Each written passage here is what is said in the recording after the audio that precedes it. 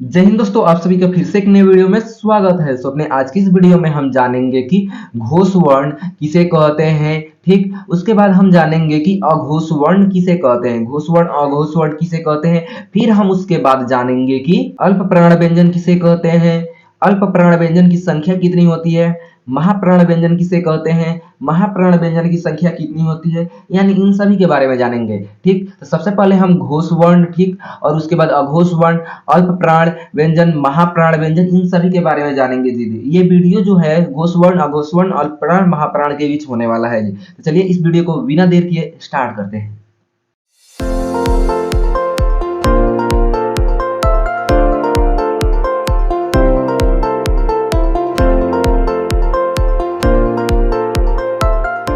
तो दोस्तों हम सबसे पहले जानेंगे कि घोष वर्ण किसे कहते हैं, यानी कि घोष वर्ण की परिभाषा।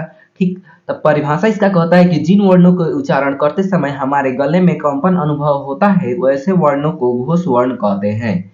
यानी कि जिन वर्णों का उच्चारण करते समय, उच्चारण का मतलब क्या होता है, उच्चारण का मतलब होता है बोलना, यानी बोलते समय हमारे गले में कंपन का अनुभव होता है, कंपन का अनुभव होता है, तो वैसे वर्णों को हम क्या कहते हैं, घोष वर्ण या सघोष वर्ण कहते हैं। कई बार घोष वर्ण न देकर वहां पर सघोष वर्ण दे दिया गया होगा, या फिर सघोष वर्ण न देकर घोष वर्ण दे दिया होगा, तो दोनों का मतलब एक ही है। ठीक, तो यानी कि जिन वर्णों का उच्चारण करते समय हमारे गले में कंपन अनुभव नहीं होता है वैसे वर्णों को घोष या सघोष वर्ण कहते हैं।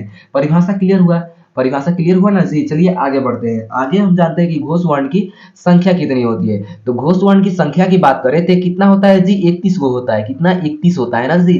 यानी घोष वर्ण की संख्या कितनी होती है, 31 होती है। ठीक, आगे बात करें कि घोष वर्ण की संख्या 31 को होती है तो कौन कौन है, ये भी जानना जरूरी है ना जी।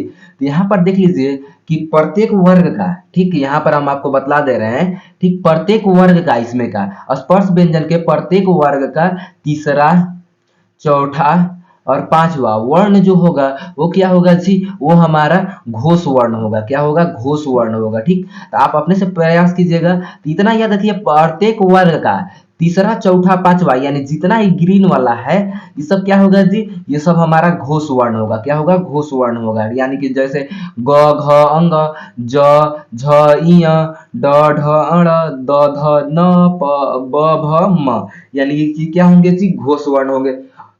और बात करें अंतअस्त व्यंजन जो हमारे होते हैं य, र, ल, व, ठीक, अंतअस्त व्यंजन में कौन आ जाते हैं जी, य, र, ल, व। अगर आप नहीं जानते हैं अंतअस्त व्यंजन क्या है, स्पर्श व्यंजन क्या है, उसमें व्यंजन क्या है, तो इसके लिए हम पिछले वीडियो में ये सब बतला दिए हैं जी। अगर आप नहीं जानते हैं तो वहां पर जाकर डिस्क्रिप्शन में उसका लिंक मिल जाएगा, आप वहां से जाकर देख लीजिएगा।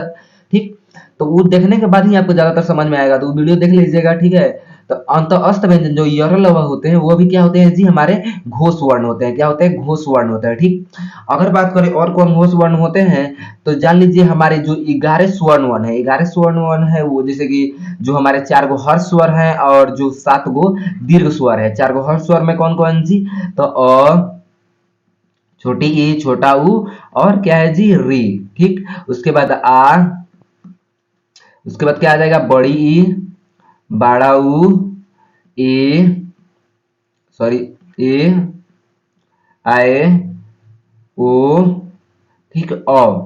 ठीक, ये क्या है, ये दीर्घ स्वर है, यानी ये सभी जो क्या होंगे, ये सभी घोष वर्ण होंगे। और याद रखिएगा, याद रखिए क्या, कि जो ह होता है, ह होता है वो भी घोष वर्ण के अंतर्गत आता है जी। ह घोष वर्ण के अंतर्गत आता है। क्लियर हुआ, तो अब जोड़ लीजिए कि देखिए यहाँ पर जो तीन तीन गो खंड है, यानी 5 गो खंड है, तो ये कितना हुआ, 15 गो स्पर्श व्यंजन में से घोष वर्ण। ठीक, 4 गो अंतःस्थ व्यंजन का घोष वर्ण। ठीक, 4 ठो, और 11 जो होते हैं वो हमारे स्वर वर्ण के। तो ये कितने हो गए जी, 5 4 9 1 10 हो गया। ठीक, और यहाँ पर 2 हो गया और 1 3, ठीक है, 3 ही हुआ ना जी। और एक हमारा जो ह है वो हमारा क्या हो जाएगा जी, वो भी जोड़ देंगे तो हमारा कितना पुगा, 31 को पुग गया ना। तो आपको क्लियर हो गया होगा 31 को है तो कौन कौन है। ठीक, अब बात करें अघोष वर्ण के बारे में। तो अघोष वर्ण किसे कहते हैं, तो अघोष वर्ण जिन वर्णों के उच्चारण करते समय हमारे स्वर तंत्रिकाओं में कंपन नहीं होता है वैसे वर्णों को हम अघोष वर्ण कहते हैं। यानी कि जिन वर्णों का उच्चारण करते समय, उच्चारण का मतलब यानी बोलते समय, क्या करते समय जी, बोलते समय, बोलते समय हमारे गल स्वर तंत्रिकाओं में, ठीक, कंपन नहीं होता है तो वैसे वर्णों को हम क्या कहते हैं जी, अघोष वर्ण कहते हैं। क्लियर हुआ? ठीक, परिभाषा क्लियर हो गया होगा। ठीक है, तो परिभाषा आपको ज्यादा इंपॉर्टेंट नहीं है, इतना जान लीजिए कि बस कौन कौन होता है घोष वर्ण, कौन कौन अघोष वर्ण। ठीक, तो अघोष वर्ण की बात करें तो ये 13 होता है जी, इसका संख्या कितना होता है, 13 होता है। अब 13 को कौन कौन, तो ये तो जान लिया कि ग्रीन वाला जितना है तो क्या होता है जी, ग्रीन वाला पूरा ये होता है घोष, क्या होता है जी, घोष। अब बाकी जो बच गया ये ब्लैक वाला है यानी काला वाला, तो ये क्या हो जाएगा जी, अघोष हो जाएगा। अब ये अघोष हो जाएगा नहीं, समझिए अघोष होता है। ठीक है, तो प्रत्येक वर्ग का, स्पर्श व्यंजन के प्रत्येक वर्ग का पहला और दूसरा जो वर्ग है, वर्ण है, वो क्या होता है जी, वो हमारा अघोष वर्ण होता है। जैसे क, ख, च, छ, ट, ठ, त, थ, प, फ। ठीक, ये क्या होंगे जी, ये हमारे अघोष वर्ण होंगे। ठीक, इतना याद रखिए कि अघोष का मतलब क्या, अघोष का मतलब 12। ट्रिक याद रखिए 12, यानी एक पहल का खंड और दूसरा का खंड। ठीक, और इसका याद रखिए 3, 4, 5, क्या याद रखना है, 3, 4, 5 यानी 345। तो वो क्या हो जाएंगे जी, वो हमारे घोष वर्ण हो जाएंगे। यहाँ तक क्लियर हुआ? अगर बात करें और कौन घोष वर्ण के अघोष वर्ण के अंतर्गत आता है, तो अघोष वर्ण के बात करें तो जो हमारे तीनों स है, तालव स, मूर्धन स और दंत स, ये क्या होते हैं जी, ये हमारे अघोष वर्ण होंगे। क्या होंगे जी, अघोष वर्ण होंगे। ठीक, तो यहाँ पर क्लियर हो गया। क्लियर क्या हुआ कि घोष वर्ण के अंतर्गत कौन कौन आएंगे, ठीक, और अघोष वर्ण के अंतर्गत कौन कौन है। यहाँ पर देख लीजिए, ये जो क, ख, च, छ, ट, ठ, त, थ और प, फ, टोटल मिलाकर के ये कितने हुए, तो कुल ये हो गए 10 गो, 10 हुए ना जी। और ये 3 जो हमारे स है, ये कितने हो गए, 13 हो गए। तो यानी जितनी इसकी संख्या कितनी है, तो अघोष वर्ण की संख्या 13 है। 13 को कौन कौन है ये भी आपको बतला दिए। ठीक, अब चलिए बढ़ते हैं हम किसके ओर जी, अल्प प्राण और महाप्राण की ओर बढ़ते हैं। ठीक, सो दोस्तों, अल्प प्राण की परिभाषा जानने से पहले ये जान लीजिए कि अल्प प्राण शब्द का मतलब क्या होता है। यानी एक तरह से ये ट्रिक समझ सकते हैं। क्या समझ सकते हैं जी, ट्रिक।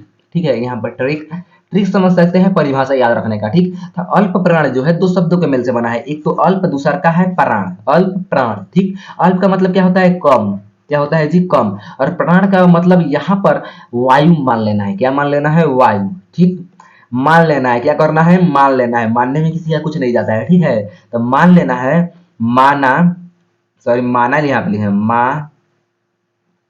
ठीक, माना कि, या फिर गड़बड़ा गया, माना कि प्राण का मतलब क्या होता है, वायु होता है। जैसे गणित में मानते हैं ना जी, माना कि x बराबर इतना, तो इसी तरह मान लेना है प्राण का मतलब क्या है, वायु है। अल्प, अल्प का मतलब तो कम होता ही है। ठीक है, इतना समझ गए तो आप समझ लीजिए परिभाषा एकदम समझ लीजिए ना, 80% समझ गए, 80% परिभाषा आप समझ गए। अब कैसे, तो आपको बतलाते हैं आगे। चलिए, तो अल्प प्राण किसे कहते हैं, अल्प प्राण व्यंजन की परिभाषा। ठीक, तो अल्प प्राण व्यंजन का परिभाषा कहता है कि वैसे वर्ण जिनका उच्चारण करते समय मुख से कम वायु निकलती है उसे अल्प प्राण व्यंजन, यहाँ पर व्यंजन छूट गया है, व्यंजन, ठीक, कहते हैं। यानी कि वैसे वर्ण जिनका उच्चारण करते समय, उच्चारण का मतलब क्या होता है, बोलते समय, बोलते, ठीक, समय, बोलते समय हमारे मुख से कम वायु निकलती है। कम का यहाँ पर मतलब बतलाए ना, अल्प का मतलब क्या होता है, कम, अल्प का मतलब क्या होता है जी, कम। ठीक, और प्राण का मतलब आपको वायु मानने के लिए बोलते थे, प्राण माने वायु, कम वायु निकलती है तो उसे हम क्या कहते हैं जी, अल्प प्राण व्यंजन कहते हैं। यहाँ पर क्लियर हुआ, अल्प प्राण माने कम वायु निकले तो हमारा अल्प प्राण हो जाएगा। ठीक, ठीक उसी प्रकार जैसे महाप्राण में होगा तो क्या होगा, ज्यादा वायु। ठीक है, तो वो आपको आगे बतलाएंगे। ठीक, तो अगर बात करें अल्प प्राण व्यंजन की संख्या की, तो अल्प प्राण व्यंजन की संख्या 20 होती है। कितना होता है, 20 गो होता है। अब 20 गो कौन कौन है तो जान लीजिए, प्रत्येक वर्ग का यानी स्पर्श व्यंजन के, यहाँ पर समझिएगा जो बात बोल रहे हैं, स्पर्श व्यंजन के प्रत्येक वर्ग का पहला, तीसरा और पांचवा वर्ण जो होगा वो हमारा क्या होगा, अल्प प्राण व्यंजन होगा। ठीक है, अब कौन कौन है ये भी जान लीजिए। स्पर्श व्यंजन की आपको लौक रहा है 25 गो लौक रहा है ना जी, क से लेकर म तक, क से लेकर म तक, यानी ये सभी। ठीक, तो ये सभी क्या है, स्पर्श व्यंजन है। अब इसमें प्रत्येक वर्ग का पहला वर्ण, तीसरा वर्ण और पांचवा वर्ण। ठीक है, तो यहाँ पर पहला वर्ण, तीसरा वर्ण और पांचवा वर्ण, पहला वर्ण और तीसरा वर्ण और पांचवा वर्ण आपको अब दिखाई दे रहा होगा।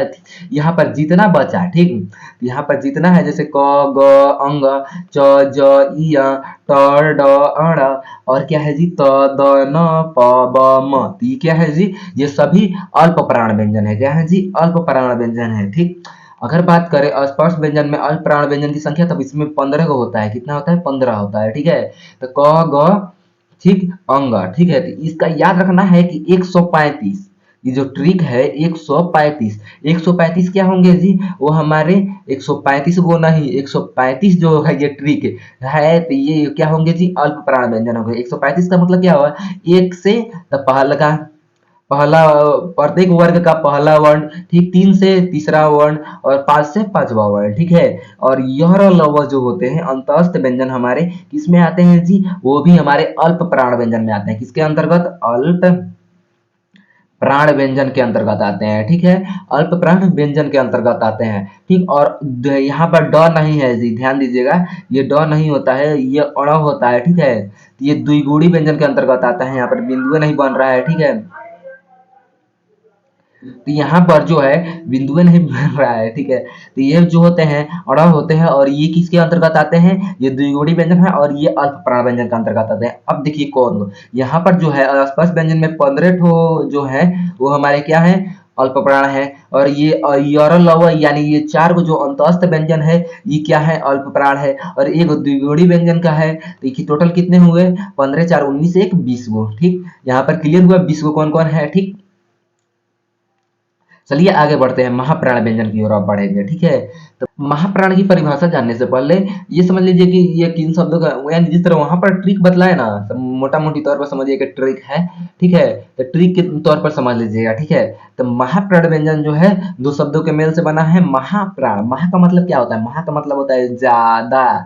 क्या होता है? ज्यादा, ज्यादा। ठीक है, और अधिक या समझ सकते हैं अधिक। ठीक, महा का मतलब क्या होता है? अधिक या ज्यादा। ठीक है, और प्राण का मतलब क्या बोले हैं? वायु मान लेने के लिए। क्या बोले हैं? वायु मान लेने के लिए, वायु मान लेना है जी। ठीक, तो अब यहाँ पर समझिए ज्यादा वायु, या समझ सकते हैं यहाँ पर समझिए ना अधिक वायु। ठीक है, अब समझ लीजिए कितना, 80% समझ गया परिभाषा। अब यहाँ पर समझिए इसका परिभाषा क्या कहता है। महाप्राण व्यंजन की परिभाषा जो कहती है, वो कहता है कि वैसे व्यंजन वर्ण जिनके उच्चारण करते समय मुख से अधिक वायु निकलती है, उसे हम क्या कहते हैं जी? निकलता है, उसे हम क्या कहते हैं? महाप्राण व्यंजन। यहाँ पर भी छूट गया है व्यंजन।